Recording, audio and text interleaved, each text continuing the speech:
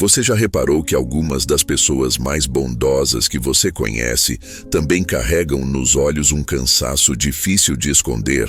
São aquelas que sempre aparecem quando você precisa, que trazem um sorriso pronto mesmo nos dias mais pesados e que nunca hesitam em dizer sim quando alguém pede ajuda. À primeira vista, parecem inabaláveis. Mas se você olha com mais atenção, percebe algo além da doçura. Há uma exaustão escondida, quase um peso invisível que se mistura com a generosidade delas. É como se por trás daquela gentileza existisse uma profundidade silenciosa, às vezes até sombria. A gente cresce acreditando que bondade é algo puro, simples, leve. Ensinaram para nós desde cedo que ser gentil é uma virtude, que devemos admirar líderes que demonstram compaixão, que devemos medir nossa humanidade pela capacidade de cuidar do outro. Mas como tudo na vida, a bondade também tem um lado oculto. Existe uma sombra, uma consequência que não se revela tão facilmente. E quando essa sombra é ignorada, quando a gente finge que ela não existe, aquilo que era para ser virtude pode se transformar em veneno. Tudo começa cedo, quase de forma imperceptível. Uma criança descobre que, quando abre mão de suas próprias vontades para agradar os outros, recebe em troca sorrisos, carinho ou até a atenção que talvez não teria de outra forma. Esse aprendizado se instala fundo no corpo, como uma regra não escrita. Ser bom garante amor. Aos poucos, a bondade deixa de ser escolha e se torna sobrevivência. E à medida que a criança cresce, fica cada vez mais difícil separar o que é autenticidade do que é apenas expectativa dos outros. Com o tempo, essa pessoa se transforma no amigo confiável, no colega solícito, no parente que nunca reclama, no coração gigante da família. E sim, de fora parece bonito, até admirável. Mas por dentro existe um detalhe que poucos percebem. Quando a gentileza nasce do medo de rejeição ou da necessidade desesperada de ser aceito, ela deixa de ser genuína, vira máscara. E toda máscara, quando usada por muito tempo, sufoca quem está escondido atrás dela. Pense em alguém que você conhece assim. Ou talvez pense em você mesmo.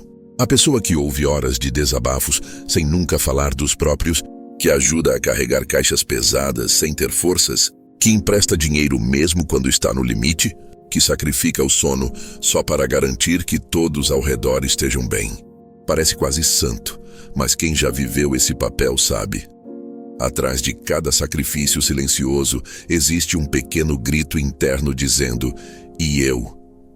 Só que esse grito é abafado, porque ser sempre bom vem acompanhado de uma regra invisível. Não é permitido se colocar em primeiro lugar. Os psicólogos até deram um nome para esse fenômeno, fadiga da compaixão. É quando alguém doa tanta empatia, tanto cuidado, que acaba ficando seco por dentro. Médicos, enfermeiros, professores e até pais passam por isso o tempo todo. Mas não é algo exclusivo de profissões que exigem entrega. Pessoas comuns, aquelas que se definem como almas boas, também carregam esse risco no dia a dia. Pesquisas mostram que quem constantemente coloca os outros acima de si mesmo acaba sofrendo mais de ansiedade, depressão e até problemas de saúde física. É como se o corpo começasse a cobrar a conta por essa entrega sem limites. Porque gentileza, quando não tem freio, vira uma forma disfarçada de apagar a si próprio.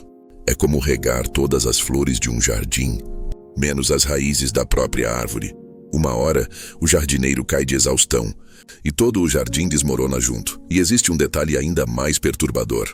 Às vezes, sem querer, a bondade vira uma arma silenciosa. Não daquela forma óbvia, de manipular pessoas fingindo ser bom, mas de um jeito mais sutil, quase inconsciente. Quando alguém é conhecido como o sempre gentil, os outros começam a esperar isso como obrigação. Passam a moldar o comportamento contando com aquela entrega. Aos poucos, sem perceber, essa pessoa vai ensinando ao mundo que suas necessidades são secundárias, que seus desejos podem ser ignorados, porque ela sempre dará um jeito de se ajustar. Com o passar do tempo, o paradoxo aparece. Quanto mais gentil a pessoa é, mais invisível ela se torna. Invisibilidade não é paz, não é serenidade. Invisibilidade é uma solidão vestida de polidez. É estar cercado de gente e ainda assim sentir que ninguém realmente olha para você. Mas não se engane. Isso não significa que a bondade seja um erro. Pelo contrário, a verdadeira gentileza é uma das forças mais belas que existem. A questão é que há uma diferença abissal entre uma bondade que nasce de abundância e uma bondade que brota do vazio. Uma cura, a outra corrói. Uma vem do amor, a outra vem do medo. É por isso que precisamos olhar com cuidado para esse lado oculto da gentileza, para não confundir luz com sombra. Um estudo publicado na revista de Psicologia Social mostrou algo claro. Pessoas que têm dificuldade em dizer não, geralmente aquelas mais agradáveis e prestativas, acabam muito mais propensas ao esgotamento. Já outra pesquisa feita na Universidade de Berkeley descobriu que o altruísmo só aumenta o bem-estar quando é espontâneo e autêntico. Quando a gentileza vem de culpa, medo ou obrigação, o efeito é o contrário. Em vez de trazer felicidade, aumenta o estresse e rouba a energia. Mesmo sabendo disso, muitos de nós ficamos presos nesse ciclo. Não queremos decepcionar ninguém, então seguimos dizendo sim. Não queremos que nos vejam como egoístas, então seguimos doando. Não queremos perder o afeto de quem amamos, então sacrificamos um pedaço de nós mesmos. O preço dessa bondade sem fim, porém, é altíssimo. Aos poucos, a gente perde o contato com quem realmente é. Chega uma hora em que já não sabemos o que queremos, porque nossa identidade inteira foi moldada em torno de agradar os outros. E é nesse vazio que o monstro começa a nascer. Quando você recalca seus limites, quando enterra a raiva, quando nega suas próprias necessidades em nome de ser sempre gentil, nada disso some. Essas emoções ficam ali, fermentando nas sombras, crescendo em silêncio. E um dia, sem aviso, elas explodem. Talvez seja uma explosão pequena, em forma de comentários ácidos, de respostas atravessadas. Ou talvez venha como um rompante intenso que surpreende até você, deixando a sensação de não se reconhecer mais. A ilusão é acreditar que a bondade nos protege da escuridão. Mas a verdade é bem diferente. Gentileza sem honestidade cria o terreno perfeito para que a escuridão se instale. Porque toda vez que você diz sim, querendo dizer não, toda vez que sorri quando queria chorar, toda vez que engole sua verdade para não incomodar, não é bondade o que está praticando, é autoabandono. E autoabandono sempre cobra sua conta. Agora, é justo perguntar, por que a gente faz isso? Por que tanta gente boa sofre para colocar limites? A resposta está lá atrás, no que a cultura e a infância ensinaram. Desde pequenos, muitos de nós aprendemos que ser aceito depende de agradar, que amor não é dado de graça, mas conquistado pelo esforço em ser útil, obediente, bonzinho. E quem cresce em ambientes assim, leva essa lógica para a vida adulta, confundindo agradar com ser gentil. Só que uma coisa não tem nada a ver com a outra. A verdadeira bondade não apaga quem você é. Pelo contrário, inclui você na equação. Se a sua generosidade está custando sua saúde mental, sua energia e até sua alegria de viver, então já não é mais bondade, é autonegligência disfarçada de virtude. É nesse ponto que entra o que podemos chamar de reeducação emocional. Reaprender que cuidar de si mesmo não diminui sua capacidade de cuidar dos outros, mas fortalece. A neurociência explica isso com clareza através do chamado sistema de neurônios espelho. É graças a ele que conseguimos sentir empatia. Quando vemos alguém sofrer, nosso cérebro reage como se fosse a gente.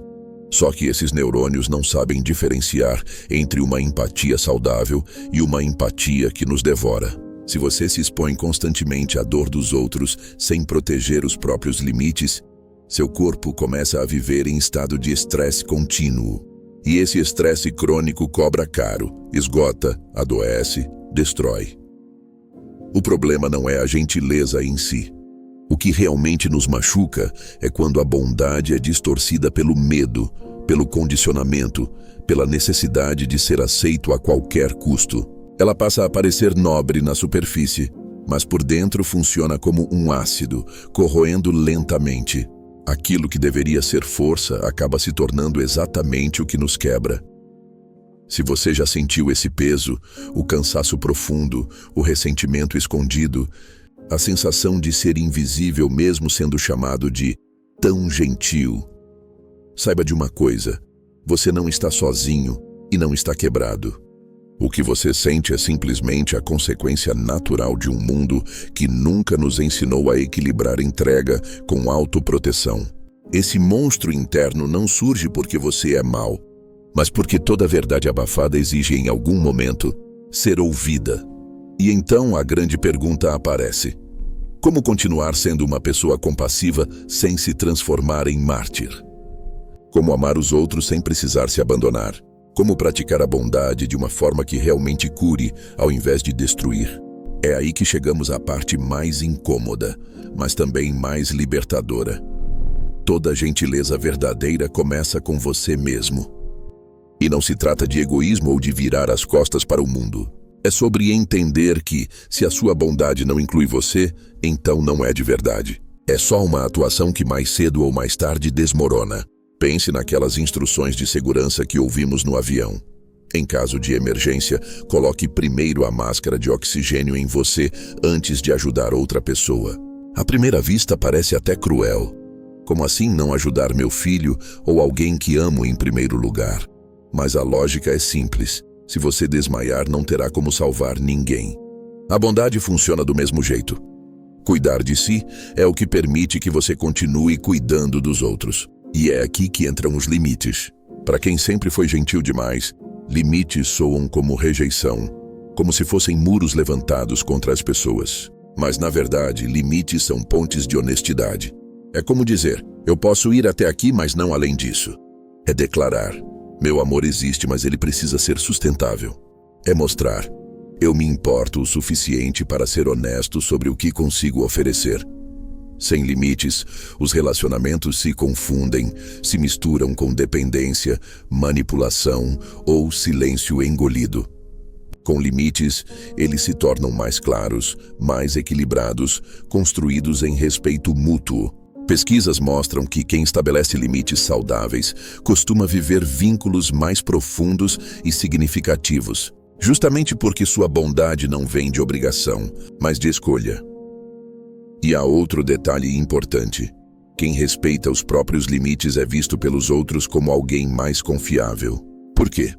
Porque quando essa pessoa diz sim, você sabe que é um sim verdadeiro. A gentileza deixa de ser uma fachada e passa a ser autêntica. E a autenticidade tem um magnetismo natural. Ela atrai, inspira e fortalece. Mas não se engane. Colocar limites não é só aprender a dizer não para os outros. É, acima de tudo, aprender a dizer sim para si mesmo. E isso pode doer no começo, principalmente se você passou a vida acreditando que seu valor vinha de sempre agradar. Pode parecer que você está traindo quem você é, que está decepcionando aqueles que aprenderam a esperar de você uma entrega sem fim. E a verdade é que sim, algumas pessoas vão resistir. Algumas pessoas vão até te acusar de ter mudado, de não ser mais o mesmo. Vão tentar te empurrar de volta para o papel de quem se doa sem questionar. Algumas podem até se afastar, porque estavam acostumadas a receber sem limites. E sim, isso machuca, mas também é libertador, porque esses laços nunca foram equilibrados de verdade. Relações baseadas em uma entrega infinita são frágeis por natureza. Quebram no primeiro sinal de autonomia. Na psicologia existe um conceito chamado de altruísmo patológico. Ele descreve justamente o que acontece quando o desejo de ajudar passa do ponto e começa a fazer mal para quem doa e até para quem recebe. É quando alguém coloca a própria saúde em risco para cuidar dos outros, ou quando ajuda tanto que impede a outra pessoa de aprender a se virar sozinha.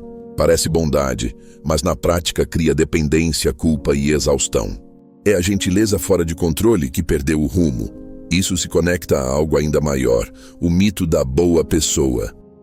A sociedade inteira costuma endeusar a bondade como se fosse a virtude suprema, mas muitas vezes de uma forma que incentiva de maneira velada a autonegação. Basta lembrar quantas vezes ouvimos frases como: Ela é tão boa menina, nunca dá trabalho. Ou ele é um cara tão legal, está sempre ajudando todo mundo. Por trás desses elogios existe uma ideia perigosa. A de que ser bom significa nunca dizer não, nunca causar incômodo, nunca se impor. Mas bondade real não é isso. Bondade verdadeira não significa apagar quem você é para caber nas expectativas dos outros. Significa estar inteiro, autêntico e ainda assim escolher agir com compaixão. Quando a gentileza vem do medo, ela escraviza. Quando vem da autenticidade, liberta. E essa é a chave da transformação. Trocar a bondade compulsiva pela bondade consciente. E aí surge a pergunta prática. Como fazer essa transição? Como sair de uma bondade que nos prende e entrar em uma bondade que nos expande? Não existem fórmulas rápidas, mas existem práticas de vida. O primeiro passo é simples, mas poderoso. Aprender a pausar. Antes de dizer sim a qualquer pedido, respire fundo, dê a si mesmo alguns segundos. Pergunte-se, eu tenho energia para isso? Eu realmente quero? Isso está alinhado com meus valores? Essa pequena pausa pode evitar que você caia no automático de viver para agradar. O segundo passo é aprender o poder do não gentil. Um não precisa ser duro, agressivo ou frio. Ele pode ser dito com afeto e respeito. Algo como: eu me importo com você, mas não consigo assumir isso agora. Ou, adoraria ajudar, mas não tenho condições neste momento. O mundo não desmorona porque você colocou um limite. Pelo contrário, quanto mais verdadeiro você for, mais os outros vão confiar nos seus sims. O terceiro passo é redefinir o seu valor. Seu valor não está no quanto você dá, mas no simples fato de existir. Você já era digno de amor antes mesmo de aprender a agradar. Você já tinha importância antes de qualquer pessoa depender de você. Isso significa que, mesmo quando você diz não, mesmo quando descansa, mesmo quando se permite não carregar nada nos ombros, você continua sendo alguém valioso. O quarto passo é cuidar do seu próprio jardim. E aqui não falo só de saúde física, mas também do que nutre sua alma. Amizades que te fazem bem, atividades criativas, momentos de silêncio. Quando você se abastece de dentro para fora, a bondade flui de maneira natural. Ela não vem do esforço ou da obrigação, mas do transbordamento. E aí ela deixa de ser peso e vira presente. O quinto passo é permitir-se sentir as emoções que você aprendeu a reprimir. Raiva, frustração, tristeza. Elas não são inimigas da bondade, pelo contrário, são sinais preciosos. Elas mostram quando seu limite foi ultrapassado, quando sua necessidade foi ignorada. Se você abafa esses sentimentos, eles viram o tal monstro interno. Mas se você os reconhece, eles viram guias que apontam para o equilíbrio. E aqui podemos voltar à metáfora da máscara. Para muita gente, a gentileza virou um disfarce usado todos os dias. O sorriso que esconde o cansaço, o sim, que serve para evitar conflito, a generosidade que prova o próprio valor. O problema é que máscaras são pesadas. Quanto mais tempo você passa com elas, mais difícil fica se lembrar de quem você realmente é por baixo delas. A verdadeira jornada não é jogar fora a bondade, mas sim retirar a máscara que a sufoca. É permitir que a gentileza venha do seu eu autêntico, aquele que consegue dizer sim e não com a mesma clareza, sem medo de decepcionar. É ser alguém capaz de cuidar sem se apagar, de amar sem se anular. A bondade real não exige que você desapareça. Ela floresce quando você se mostra inteiro. Existe um ditado antigo que diz: se você quer conhecer quem realmente é, observe como trata a si mesmo quando ninguém está olhando. É nesse espaço silencioso que a verdadeira gentileza começa. Não nos aplausos dos outros, não nos elogios por ser a pessoa legal, mas nas pequenas escolhas diárias que fazem bem a você.